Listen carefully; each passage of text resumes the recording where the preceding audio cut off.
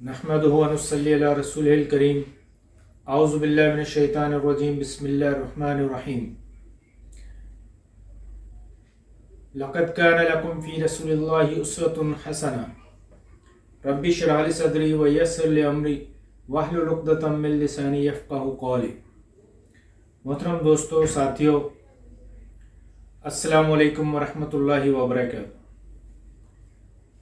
ہمارا سیرت النبی صلی اللہ علیہ وسلم کا سفر جو ہے وہ جاری ہے۔ آج ہم بڑے ایک اہم واقعے پر بات چیت کریں گے۔ سب سے پہلے آپ سے میری گزارش ہے کہ ہمارے اس چینل کو سبسکرائب کریں، اور تاکہ ہمارا اور آپ کا اس سیرت النبی صلی اللہ علیہ وسلم کے سفر کا ساتھ جو ہے وہ جاری ساری رہے، اور نئی آنے والی ویڈیوز اور معلومات آپ تک پہنچتی رہیں۔ اس کے ساتھ ہی میری آپ سے گزارش یہ ہے کہ آپ ویڈیو دیکھ کر، اس سیشن کو سن کر کمنٹ لازمی کیا کریں۔ کمنٹ میں یہ نہیں ہے کہ آپ صرف تعریف کر دیں، گڈ لکھ دیں، ماشاءاللہ لکھ دیں، بلکہ اس کے بجائے کوشش کریں کہ جو اس سیشن میں جو کمی کوتاہی ہے، جس میں مزید امپروومنٹ کی ضرورت ہے، اس پوائنٹ کو وہاں پر آگاہ کریں تاکہ ہم نیکسٹ سیشن مزید بہتر کر سکیں۔ تو آئیے چلتے ہیں۔ آج کا ہمارا سیرت النبی صلی اللہ علیہ وسلم کا اہم موضوع ہے غزوہ احد کے حوالے سے۔ اس غزوہ احد میں بہت سارے ایسے اسباق ہیں، بہت سارے ایسے پوائنٹ ہیں، بہت ساری ایسی تعلیمات ہیں جو کہ ہماری زندگی کے لیے بہت اہم ہیں۔ ہم دیکھتے ہیں، چلیے غزوہ احد یعنی احد پہاڑ کے دامن میں چلتے ہیں، اس میدان میں چلتے ہیں جہاں نبی صلی اللہ علیہ وسلم مسلمانوں کا لشکر اور دوسری طرف مشرکین کا، کفار کا لشکر، جو کہ بڑے آب و تاب کے ساتھ، بڑے جاہ و جلال کے ساتھ، بڑے کیل کانٹے سے لیس ہو کر 3000 کا لشکر، جس میں 3000 نفوس اور 3000 اونٹ، جس میں 200 رسالے کے لیے اونٹ بھی تھے، 200 گھوڑے بھی تھے۔ ان گھوڑوں کو انہوں نے تازہ دم رکھا تاکہ لڑائی میں وہ ہمارے ساتھ جو ہے وہ تھک نہ جائیں، کیونکہ مکہ سے مدینہ تک پہنچتے پہنچتے انہوں نے گھوڑوں کو تازہ دم رکھا، اس کے اوپر سواری بھی نہیں کی، اس کو ساتھ ساتھ لے کر چلے تاکہ میدان میں یہ ہمارے کام آ جائیں۔ بڑے جاہ و جلال کے ساتھ وہ نکلتے ہیں، اور قائدین مشرکین جو تھے وہ یہ فیصلہ کرتے ہیں کہ ہم اپنی خواتین کو بھی ساتھ لے کر جائیں گے، تاکہ اگر میدان جنگ میں کوئی ایسی نازک صورتحال ہو تو ہم اپنی خواتین کی خاطر جو ہے وہ آخر دم تک لڑائی کریں گے۔ وہ نکلتے ہیں۔ ادھر نبی صلی اللہ علیہ وسلم کو ایک خط میں موصول ہوتا ہے، آپ صلی اللہ علیہ وسلم قباء میں تھے، خط ملتا ہے، اور آپ صلی اللہ علیہ وسلم، جیسا کہ ہم نے شروع سے دیکھا اور پڑھتے بھی آ رہے ہیں، کہ نبی صلی اللہ علیہ وسلم امی تھے، یعنی آپ صلی اللہ علیہ وسلم پڑھنا نہیں جانتے تھے، لکھنا پڑھنا نہیں جانتے تھے۔ تو ابی بن کعب جو ہے وہ آپ کو یہ خط پڑھ کر سناتے ہیں۔ اس خط میں آپ صلی اللہ علیہ وسلم کو اس خطرے سے آگاہ کیا جاتا ہے، اس لشکر کی روانگی کا بتایا جاتا ہے۔ یہ خط لکھنے والے آپ صلی اللہ علیہ وسلم کے چچا حضرت عباس تھے۔ آپ صلی اللہ علیہ وسلم وہ خط پڑھتے ہیں، آپ صلی اللہ علیہ وسلم کو سارے حالات کا آگاہی ہو جاتی ہے۔ آپ صلی اللہ علیہ وسلم مدینے پہنچتے ہیں اور مسلمانوں کو فوری طور پر جو ہے وہ جمع کرتے ہیں تاکہ اس خطرے سے نپٹنے کے لیے فیصلہ کیا جائے۔ مجلس شورا کا اجلاس ہوتا ہے، اور آپ صلی اللہ علیہ وسلم سب کو بلا لیتے ہیں، اور اپنی اپنی رائے کے لیے جو ہے وہ آپ صلی اللہ علیہ وسلم سب کو کہتے ہیں۔ سب سے پہلے نبی صلی اللہ علیہ وسلم رائے پیش کرتے ہیں کہ میرا خیال یہ ہے، نبی صلی اللہ علیہ وسلم کہتے ہیں کہ میرا خیال یہ ہے کہ مدینے میں رہ کر لڑائی کی جائے۔ وہ جب مدینہ پہنچیں گے تو ہم گلی کوچوں میں لڑائی کریں گے، خواتین اوپر سے بھی پتھر بھی مار سکتے ہیں، تیر بھی مار سکتے ہیں، اور گلی کے کناروں پر جو ہے وہ ہمارے سپاہی مجاہدین جو ہے وہ لڑ کر ان سے لڑائی کریں گے۔ لیکن نبی صلی اللہ علیہ وسلم کی یہ رائے تھی، لیکن جو مجاہدین، جو مسلمانوں کے نوجوان جو سپاہی تھے، جو نوجوان مسلمان تھے، جو بدر میں لڑائی سے رہ جاتے ہیں، ان سب کا شوق تھا کہ ہم مدینے سے باہر نکل کر لڑائی کرتے ہیں، جس میں حضرت حمزہ رضی اللہ تعالیٰ عنہ بھی اسی خواہش کا اظہار کرتے ہیں اور قسم بھی کھاتے ہیں کہ میں جب تک مدینہ سے باہر نکل کر ان سے لڑ نہیں لوں گا تب تک میں کھانا نہیں کھاؤں گا۔ اور اسی مجلس شورا میں ایک اور بڑا اہم شخص جس سے متعلق ہم بڑی پہلے بات بھی کر چکے ہیں، عبداللہ بن ابی بن سلول، اس کی بھی رائے یہی تھی کہ مدینے میں ہی رہ کر جو ہے وہ لڑائی کی جائے۔ اب دیکھیں کہ منافق عبداللہ بن ابی بن سلول کی رائے بھی وہی ہے جو کہ نبی صلی اللہ علیہ وسلم کی رائے ہے، لیکن دونوں کی رائے میں فرق ہے۔ نبی صلی اللہ علیہ وسلم کی رائے یہ تھی کہ یہاں پر رہ کر ہم زیادہ اچھے طریقے سے لڑ سکتے ہیں، لیکن عبداللہ بن ابی کی رائے جو تھی وہ اس وجہ سے تھی کہ ہم مدینے میں رہیں گے، گلیوں میں جب لڑائی ہوگی تو کسی کو یہ پتہ نہیں چلے گا کہ انہوں نے لڑائی کی یا نہیں کی، یعنی وہ اپنے آپ کو لڑائی سے بچانے کے لیے، اپنے آپ کو سیف سائڈ دینے کے لیے اس نے یہ رائے دی۔ لیکن جو دوسرے مسلمان تھے ان سب کی رائے یہ تھی کہ ہم مدینے سے باہر چلتے ہیں اور وہاں جا کر جو ہے وہ لڑائی کریں گے۔ پھر نبی صلی اللہ علیہ وسلم اکثریت کی رائے کو دیکھتے ہوئے اور حضرت حمزہ کو اور نوجوانوں کے اسرار کو دیکھتے ہوئے، ان کے جوش اور ولولے کو دیکھتے ہوئے، ان کے شوق جنگ کو دیکھتے ہوئے، ان کی شہادت کے شوق کو دیکھتے ہوئے آپ صلی اللہ علیہ وسلم بھی یہ فیصلہ کر لیتے ہیں کہ ٹھیک ہے مدینہ سے باہر چل کر ہی لڑائی لڑیں گے۔ آپ صلی اللہ علیہ وسلم اندر جاتے ہیں، ابو بکر اور عمر رضی اللہ تعالیٰ عنہ ہمیشہ کی طرح آپ کے ساتھ ہوتے ہیں، وہ بھی اندر جاتے ہیں۔ ابو بکر اور عمر رضی اللہ عنہ نبی صلی اللہ علیہ وسلم کو عمامہ باندھتے ہیں اور جنگی لباس پہناتے ہیں، 2 زرے آپ صلی اللہ علیہ وسلم پہنتے ہیں اور جنگی ٹوپی جس کو خلد بھی کہا جاتا ہے وہ پہنتے ہیں، اور پھر وہ باہر آتے ہیں نبی صلی اللہ علیہ وسلم، اور پھر اس طرح سے لشکر کی جو ہے وہ روانگی شروع ہوتی ہے۔ روانگی شروع ہوتی ہے، نبی صلی اللہ علیہ وسلم جمعے کے ٹائم لشکر کا اعلان کرتے ہیں اور عصر کی نماز کے بعد جنگی لباس پہن کر پھر لشکر کو لے کر جو ہے وہ نکلتے ہیں، شروع ہوتے ہیں، نکلتے ہیں، روانگی ہوتی ہے، اور آپ صلی اللہ علیہ وسلم مدینے سے نکل کر شیخان کے مقام پر پہنچ کر اپنے لشکر کا جائزہ لیتے ہیں۔ وہاں پہنچ کر لشکر کا جائزہ لیتے ہیں تو اس میں کچھ چھوٹے بچے بھی جو ہیں وہ لڑائی کے شوق میں، جہاد کے شوق میں آپ صلی اللہ علیہ وسلم کے ساتھ وہاں پر آ جاتے ہیں، لیکن نبی صلی اللہ علیہ وسلم ان کو دیکھتے ہیں، جن میں عبداللہ بن عمر وغیرہ جو تھے، عبداللہ بن زبیر، ان سب کو جو ہے وہ آپ کو واپس بھیج دیتے ہیں کہ آپ لوگ مدینے جائیں کیونکہ آپ چھوٹے ہیں۔ لیکن اس میں 2 چھوٹے بچے، جس میں ایک رافع بن خدیج جو چھوٹی عمر کا تھا، یعنی 12-13 سال 14 سال اس کی عمر تھی، آپ صلی اللہ علیہ وسلم اس کو بھی نکالتے ہیں، لیکن دوسرے صحابہ اکرام اس کی سفارش کرتے ہیں کہ نہیں، یہ بڑے بہترین تیر انداز ہیں، لہٰذا ان کو جو ہے وہ جنگ لڑنے کی اجازت دی جائے، ساتھ رہنے کی اجازت دی جائے۔ نبی صلی اللہ علیہ وسلم مان جاتے ہیں۔ وہیں ایک اور دوسرے بچے بھی ہوتے ہیں جو سمرہ بن جندب، وہ بھی یہ ضد کرتے ہیں کہ میں بھی ساتھ چلوں گا کیونکہ میں رافع سے جو ہے وہ زیادہ طاقتور ہوں، اگر آپ چاہو تو میری اس سے کشتی کروا لو، اگر میں ہار گیا تو میں بلا چوں چرا خاموشی سے چلا جاؤں گا، اگر میں جیت گیا تو پھر آپ مجھے میدان میں لے کر جائیں گے۔ تو اس طرح سے سمرہ بن جندب جو ہے وہ دونوں، یہ ان کی کشتی ہوتی ہے اور سمرہ بن جندب جو ہے وہ جیت جاتے ہیں۔ تو اس طرح سے یہ دونوں جو ہے وہ میدان جنگ میں جاتے ہیں۔ یہاں سے تھوڑا آگے چلنے کے بعد رات نبی صلی اللہ علیہ وسلم یہیں قیام کرتے ہیں، اور صبح جو ہے وہ شوت کے مقام پر پہنچتے ہیں جب، تو وہاں سے عبداللہ بن ابی بن سلول، یہ مقام شوت کا مقام جو ہے وہ احد کے بالکل قریب ترین، یعنی آپ صلی اللہ علیہ وسلم مشرکین کے لشکر کو دیکھ رہے تھے، دونوں لشکر تقریباً آمنے سامنے آ چکے تھے۔ اس وقت جو ہے وہ عبداللہ بن ابی ابن سلول جو ہے وہ شرارت کرتا ہے، وہ ایک چال چلتا ہے اور اپنے 300 ساتھیوں کو لے کر واپس مدینے کی طرف چلا جاتا ہے، یہ کہتا ہوا کہ میری رائے کو نہیں مانا گیا اس لیے میں نبی کے ساتھ نہیں جاؤں گا۔ لیکن دراصل اس کی جو سوچ تھی وہ یہ تھی کہ کسی طرح سے مسلمانوں کے لشکر میں ہلچل مچ جائے، کھلبلی مچ جائے، پریشانی ہو جائے، اور مشرکین کے سامنے جب ایک بڑی تعداد جب نکل جائے گی تو یہ تھوڑے سے لوگ بچیں گے تو پھر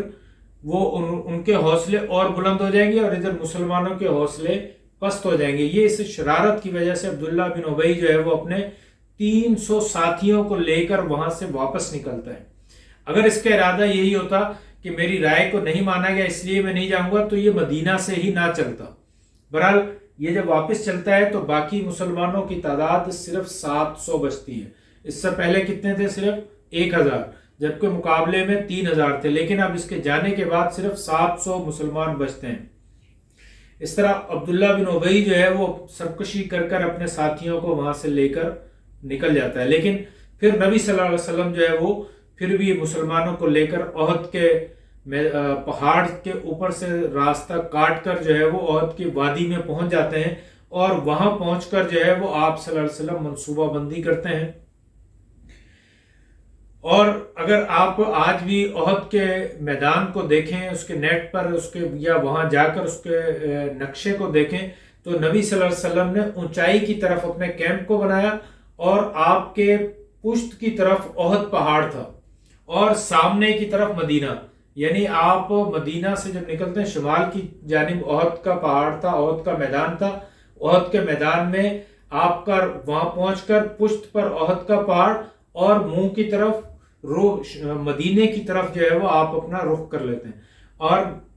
درمیان میں یعنی نبی صلی اللہ علیہ وسلم اور مسلمانوں کے لشکر اور مدینے کے درمیان میں مشرکین کا لشکر جو ہے وہ حد فاضل تھا،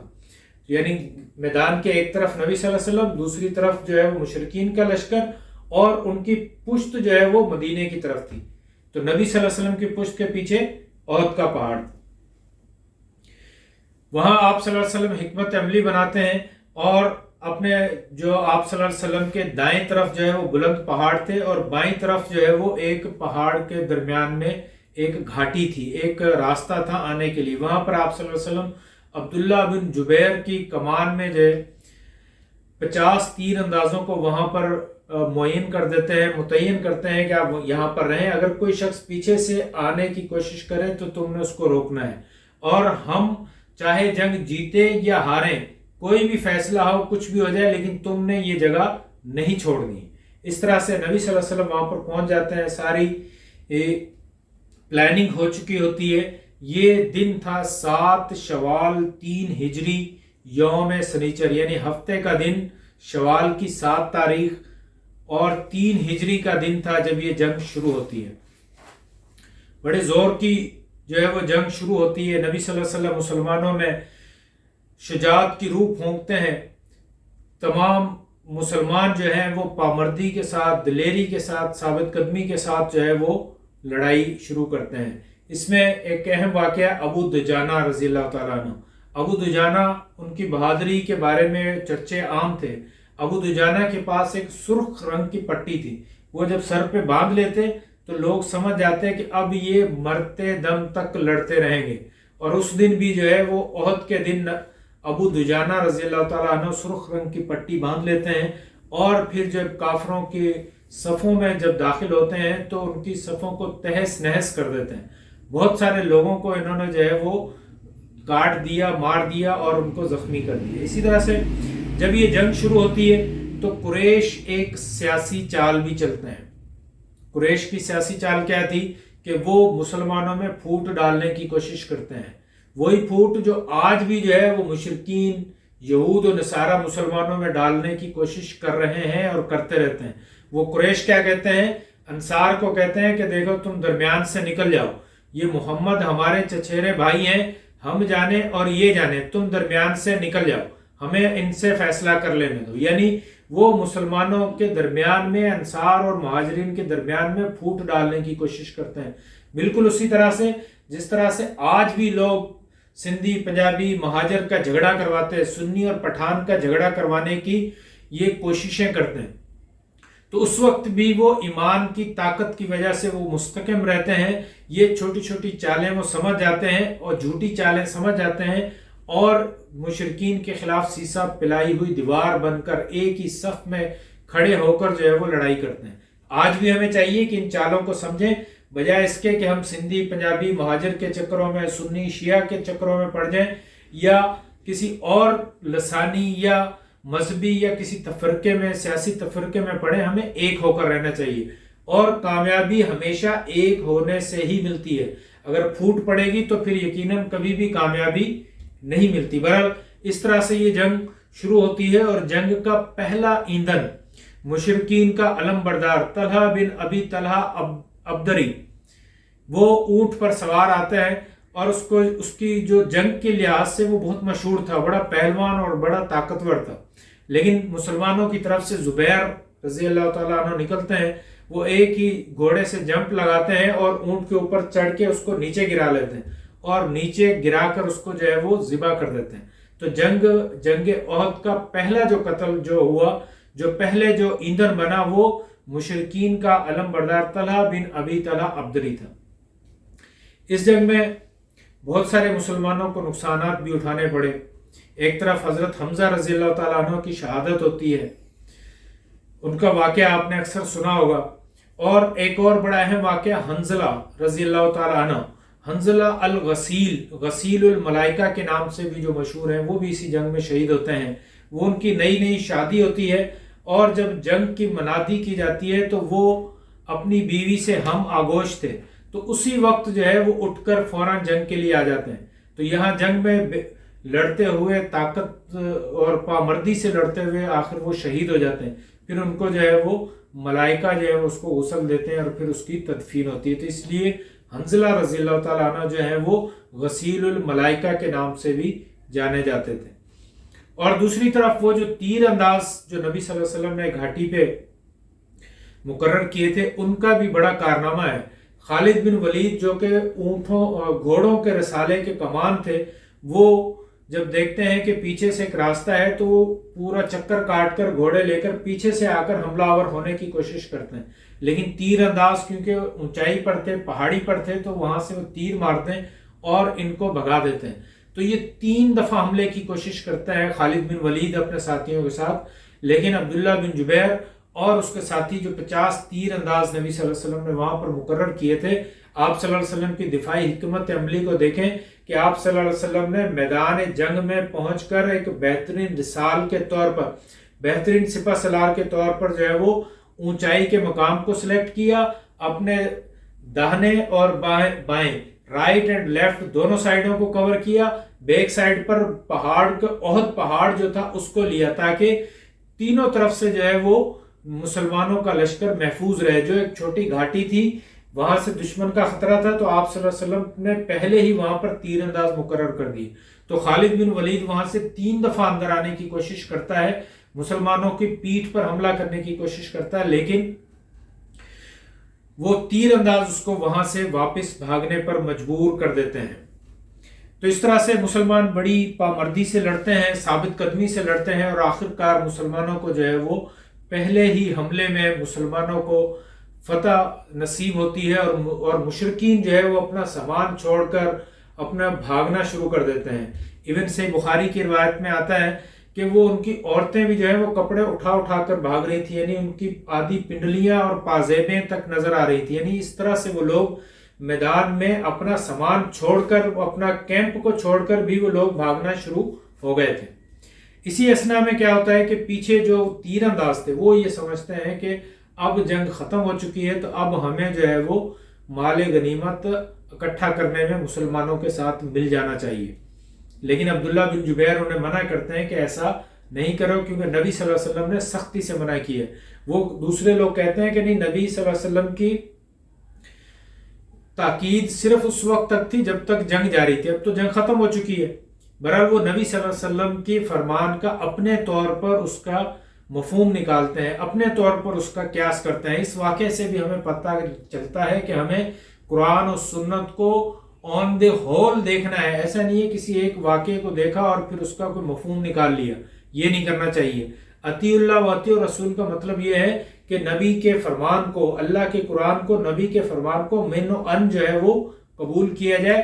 آن دی ہول. یعنی اللہ تعالیٰ قرآن میں فرماتے ہیں پورے کے پورے اسلام میں داخل ہو جاؤ، یعنی پوری کی پوری تعلیمات کو مانا جائے. ایسا نہیں ہے کہ کسی چیز کو مان لیا، کس کو چھوڑ دیا، کسی کو مان لیا، جو پسند میں آیا اس پر عمل کر لیا، یہ اپنے طور پر توجیہ نکال لی، اپنے طور پر تعویل کر لی. ایسا نہیں ہونا چاہیے. قرآن اور نبی کے فرمان کو جس طرح سے اللہ کے نبی نے بیان کیا، جس طرح سے صحابہ نے سمجھا، اسی طرح سے ہی ہمیں سمجھنا چاہیے. بہرحال وہ مسلمان جو ہے وہ 50 کی تعداد میں تھے، جن میں سے 40 جو ہیں وہ وہاں سے نکل جاتے ہیں اور صرف 10 عبداللہ بن جبیر اور 9 اس کے ساتھی وہاں پر رہ جاتے ہیں۔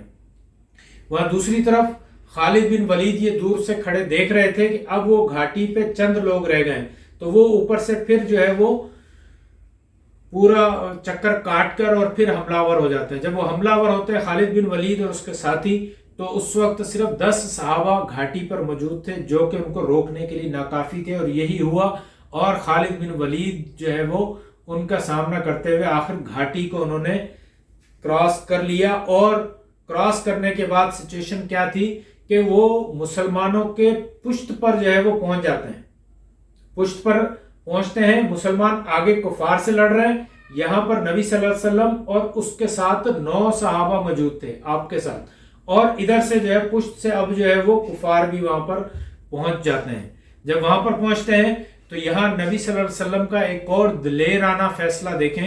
کہ یا تو آسان کام یہ تھا کہ آپ صلی اللہ علیہ وسلم اپنے صحابہ کو لیتے، اپنی جان بچاتے اور پہاڑی کی طرف چڑھ دوڑتے،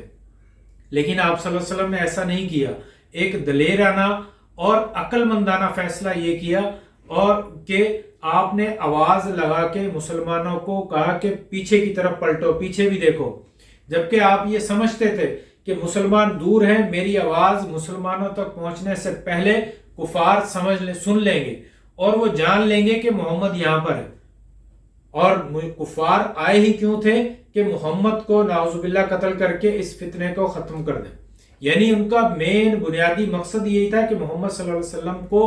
قتل کر دیا جائے، ختم کر دیا جائے، اور اس آواز لگانے سے وہ سمجھ جائیں گے، اور وہ عین سر پر بھی پہنچ چکے ہیں۔ مسلمان تو جب تک سنیں گے اور آئیں گے وہ تب کی بات، لیکن یہ فوراً سنیں گے اور فوراً گھڑ سوار سارے جو ہیں وہ 200 کے قریب گھڑ سوار جو ہے وہ نبی پر فوراً حملہ کر دیں گے۔ اور پھر ہوا بھی یہی، یہ آواز اس سے پہلے کہ مسلمان سنتے، انہوں نے سن لی، کفار نے سن لی، خالد بن ولید اور اس کے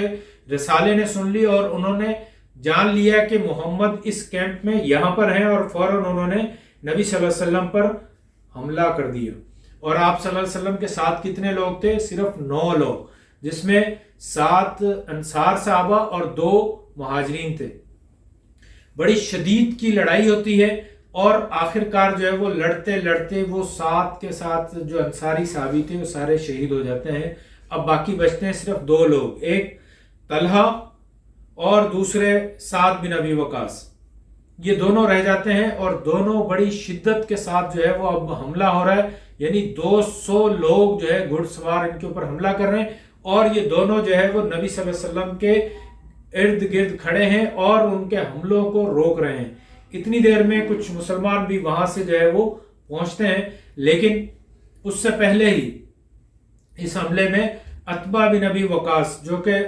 مشرکین کے ساتھ تھا، مشرک تھا، اس نے ایک پتھر اٹھا کر جو ہے وہ دے مارا، اور وہ پتھر نبی صلی اللہ علیہ وسلم کے چہرے مبارک پر لگتا ہے، رائٹ سائڈ پر وہ جو آپ کے پتھر لگتا ہے، اور آپ صلی اللہ علیہ وسلم جو ہے وہ ایسے چکرا کر جو ہے وہ پہلو کے بل نیچے گرتے ہیں۔ اس پتھر لگنے سے رائٹ سائڈ کا رباعی یعنی چوتھا دانت جو ہے وہ آپ صلی اللہ علیہ وسلم کا شہید ہو جاتا ہے۔ آپ صلی اللہ علیہ وسلم نیچے گر جاتے ہیں، نیچے گرتے ہیں، تو وہ دوسرا شخص عبداللہ بن شہاب زہری، وہ فوراً جو ہے وہ پہنچ کے اور آگے بڑھ کر تلوار سے آپ کی پیشانی پر جو ہے وہ حملہ کر دیتا ہے، پیشانی پر حملہ کرتا ہے، جس سے آپ صلی اللہ علیہ وسلم زخمی ہو جاتے ہیں۔ لیکن اور وہیں عبداللہ بن قم جو ہے وہ دیکھتا ہے کہ نبی صلی اللہ علیہ وسلم اب بھی زندہ ہیں، تو وہ پھر ایک تلوار سے جو ہے وہ نبی صلی اللہ علیہ وسلم پر ایک اور وار کرتا ہے، جس سے آپ صلی اللہ علیہ وسلم کی پیشانی یہاں پر جو ہے وہ جو آپ نے خود جو ٹوپی جو پہنی ہوئی تھی اس کے اوپر لگتی ہے بڑی زور کے ساتھ، اور آنکھ کے نیچے اس ہڈی کے اوپر جو ہے وہ تلوار لگتی ہے، اور وہ خود جو تھا اس کی کڑیاں اندر گھس جاتی ہیں، دھنس جاتی ہیں، اس کی 2 کڑیاں اس ہڈی کے اندر دھنس جاتی ہیں بڑی شدت کے ساتھ۔ لیکن وہ پھر دیکھتا ہے کہ ابھی بھی جو ہے وہ نبی صلی اللہ علیہ وسلم زندہ ہے، تو وہ پھر ایک اور وار کرتا ہے، وہ وار کرتا ہے تو وہ وار آپ کے بازو پر لگتا ہے، جس سے آپ صلی اللہ علیہ وسلم بعد میں بیان کرتے ہیں کہ 1 مہینے تک اس وار کا درد جو ہے وہ مجھے رہا۔ اتنے میں جب آپ نے آواز لگائی تو وہ مسلمان جو مشرکین کے پیچھے جا رہے تو وہ پھر بھاگ کر پیچھے نبی صلی اللہ علیہ وسلم کی طرف کیمپ کی طرف پہنچتے ہیں. سارے مسلمان یہاں پر پہنچتے ہیں اور سب سے پہلے پہنچنے والے ابو بکر رضی اللہ تعالیٰ عنہ تھے. وہ پہنچتے ہیں اور دیکھتے ہیں کہ طلحہ جو ہے وہ بالکل سامنے اپنا سینہ نبی صلی اللہ علیہ وسلم کے سامنے کیے ہوئے ہیں اور دشمنوں کے وار جو ہے وہ آپ صلی اللہ علیہ وسلم کے سامنے کر کے دشمنوں کے وار جو ہے وہ اپنے سینے پر وہ برداشت کر رہے ہیں. نبی صلی اللہ علیہ وسلم نیچے گرے ہوئے ہیں اور آپ کا چہرہ مبارک جو ہے وہ خون سے لت پت ہے. ابو بکر رضی اللہ تعالیٰ عنہ پریشان ہو جاتے ہیں. وہ جھٹ سے جھک کر جو ہے وہ جو کڑیاں تھی وہ نکالنے کی کوشش کرنے لگتے ہیں. تو اتنے میں ابو بکر صدیق رضی اللہ تعالیٰ عنہ آپ کی یہ کڑی نکالنے لگتے ہیں کہ ابو عبیدہ بن جراح جو ہے وہ پہنچ جاتے ہیں. وہ کہتے ہیں ابو بکر مجھے نکالنے دیجیے. تو ابو عبیدہ جو ہے وہ اپنے منہ سے اپنے دانتوں سے اس کڑی کو پکڑ کر باہر کی طرف کھینچتے ہیں اور وہ آرام سے کھینچتے ہیں تاکہ آپ کو تکلیف بھی نہ ہو. لیکن وہ کڑی اتنی زور سے اندر دھسی ہوئی تھی کہ جب وہ اس کو کھینچتے ہیں تو ان کا ابو عبیدہ کا ایک دانت جو ہے وہ نکل جاتا ہے. پھر وہ دوسری کڑی کو نکالتے ہیں اور پھر دوسرا دانت بھی ان کا نکل جاتا ہے. ابو عبیدہ کے اس طرح سے 2 دانت نکل جاتے ہیں. اندازہ لگائیں کہ نبی صلی اللہ علیہ وسلم کی وہ کڑیاں کس طرح سے کس شدت کے ساتھ جو ہے وہ دھسی ہوں گی. بہرحال اس طرح سے نبی صلی اللہ علیہ وسلم کے گرد اور صحابہ جو ہیں وہ پھر پہنچنا شروع ہو جاتے ہیں اور پھر وہاں پر بڑی زور کی لڑائی شروع ہو جاتی ہے. سارے صحابہ جو ہیں اب نبی کی طرف جو ہے وہ پہنچنا شروع ہو جاتے ہیں. دوسری طرف جب مسلمانوں کو وہاں اطلاع پہنچتی ہے وہ سمجھتے ہیں ایک جھوٹی خبر ان تک پہنچتی ہے کہ محمد صلی اللہ علیہ وسلم کو قتل کر دیا گیا, آپ صلی اللہ علیہ وسلم شہید ہو گئے. تو چند مسلمانوں کے حوصلے پست پڑ جاتے ہیں. ایک صحابی بیٹھ جاتے ہیں, حضرت انس ان کے قریب سے گزرتے ہیں تو پوچھتے ہیں تم یہاں کیوں بیٹھے ہو؟ تو وہ کہتے ہیں اب محمد ہی نہیں رہے تو اب ہم کیا کریں؟ تو وہ کہتے ہیں کہ محمد نہیں رہے تو اللہ تو زندہ ہے, اب ہم نے اللہ کے لیے لڑنا ہے. تو وہ اڑ جاتے ہیں. ایسے ایک اور صحابی ہوتے ہیں, ان کے قریب سے زید گزرتے ہیں تو وہ انہیں بتاتے ہیں. وہ پوچھتے ہیں بھی کیا ہوا؟ وہ کہتے ہیں محمد کو شہید کر دیا گیا ہے تو اب ہم کیا کریں؟ وہ کہتے ہیں جب محمد صلی اللہ علیہ وسلم کو شہید کر دیا گیا ہے تو اب ہم زندہ رہ کر کیا کریں گے؟ چلو اٹھو اور لڑتے ہیں اور مرتے دم تک لڑیں گے. یعنی اس طرح سے یہ مسلمان اکٹھے ہوتے ہیں اور پھر جو ہے وہ نبی صلی اللہ علیہ وسلم کے گرد پہنچ جاتے ہیں اور وہاں پھر جو ہے وہ ان کو مشرکین کو وہاں سے پیچھے دھکیلتے ہیں اور نبی صلی اللہ علیہ وسلم مسلمانوں کو لے کر پیچھے پہاڑ کی طرف اونچائی پر چڑھ جاتے ہیں. نبی صلی اللہ علیہ وسلم جب تکلیف میں تھے, خون صاف کر رہے تھے اور ساتھ میں آپ صلی اللہ علیہ وسلم یہ دعا بھی کرتے ہیں اے اللہ میری قوم کو بخش دے, وہ نہیں جانتی کہ یہ کیا کر رہے ہیں. یعنی اتنی تکلیف, اتنی پریشانی, اتنے معاملات سنگین ہونے کے باوجود بھی آپ صلی اللہ علیہ وسلم نے ان کے لیے مغفرت کی ہی دعا کی. اور دیکھیں کہ ہم کیا کرتے ہیں, کبھی ہم نے اپنے رویے کو دیکھا؟ کیا ہم نے کبھی اپنے بہن بھائیوں کو معاف کرنے کا سوچا؟ اگر کسی بھائی نے کسی کی موٹر سائیکل ہمیں ٹچ ہو گئی, کسی کی تھوڑی سی کسی بات سے ہمیں تکلیف ہو گئی تو ہم ساری عمر اس کو معاف نہیں کرتے. ایون کہ رشتہ داریاں, رشتے ناطے توڑ دیتے ہیں کہ اب ہم انہیں اس کی شادی میں بھی نہیں جانا ہے. کھانا صحیح نہیں ملا تو اس کی دعوت سے اٹھ کر آ گئے. تو بھائیوں, جس نبی کا ہم کلمہ پڑھتے ہیں اس نبی کو دیکھیں وہ کیا کر رہے ہیں. یعنی کتنی تکلیف ہے, دانت شہید ہو گئے, اپنے چچا کو شہید کروا دیا, کتنے مسلمان شہید ہو گئے, کتنی تکلیف میں, خود خون ہو چکے ہیں, لیکن پھر بھی وہ کیا کر رہے ہیں کہ اللہ میری اس قوم کو معاف کر دے. اور طائف والا واقعہ تو یاد ہوگا جو پچھلے سیشن میں بھی ہم نے ڈسکس کیا تھا کہ نبی صلی اللہ علیہ وسلم دعوت کے لیے جاتے ہیں, وہ پیچھے اوباش لڑکوں کو لگاتے ہیں اور وہ جب پتھر مارتے ہیں آپ صلی اللہ علیہ وسلم کے خون سے آپ کے جوتے جو ہیں وہ پاؤں میں چپک جاتے ہیں, لیکن پھر بھی آپ صلی اللہ علیہ وسلم کیا کہتے ہیں کہ اللہ ان کو معاف فرما دے. جبرائیل امین آتے ہیں, کہتے ہیں اللہ کے نبی حکم دیجئے ان 2 پہاڑوں کو آپس میں ملائیں اور سب کو مٹا دیں, سب ملیا میٹ ہو جائیں گے. لیکن نبی صلی اللہ علیہ وسلم کیا کہتے ہیں کہ نہیں, ان کو پتہ نہیں ہے کہ میں کون ہوں اور میں دعا کرتا ہوں کہ اللہ ان کو معاف فرما دے.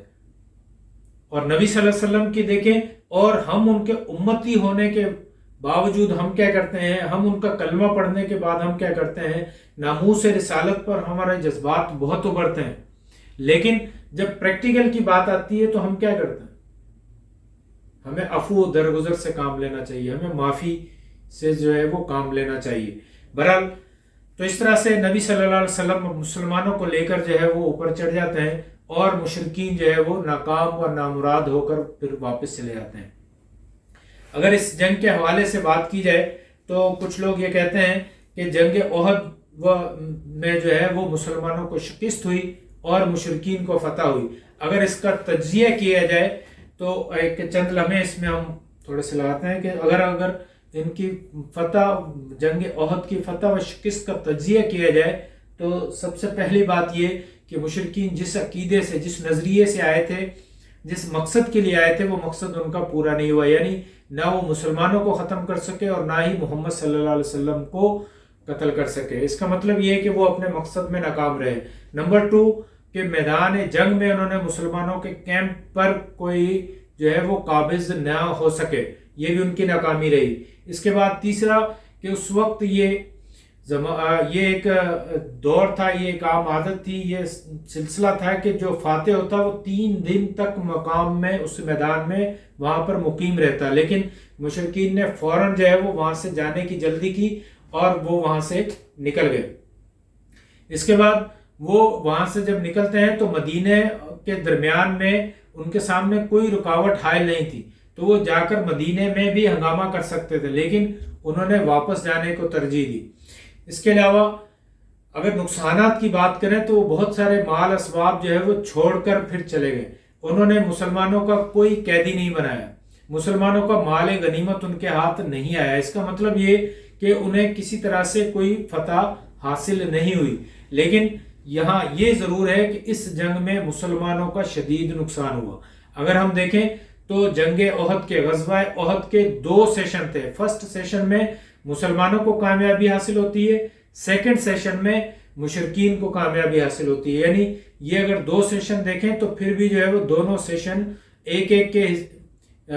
راؤنڈ جو ہے وہ دونوں راؤنڈ ایک سے برابر رہا۔ تو اس میں نقصان اوورال مسلمانوں کو زیادہ ہوا، لیکن یہ کہنا کہ مسلمانوں کو فتح حاصل ہو، مسلمانوں کو شکست حاصل ہوئی، تو ایسا نہیں ہوا۔ تو فتح جو ہے وہ مشرکین کو بھی نہیں ہوئی۔ تو آخر میں جاتے ہوئے ابو سفیان جو کہ مشرکین کے لشکر کا سپہ سالار تھا، وہ کہتا ہے کہ محمد یہ بدلہ رہا احد کی لڑائی کا، اور اگلے سال ہم پھر احد کے میدان میں ملیں گے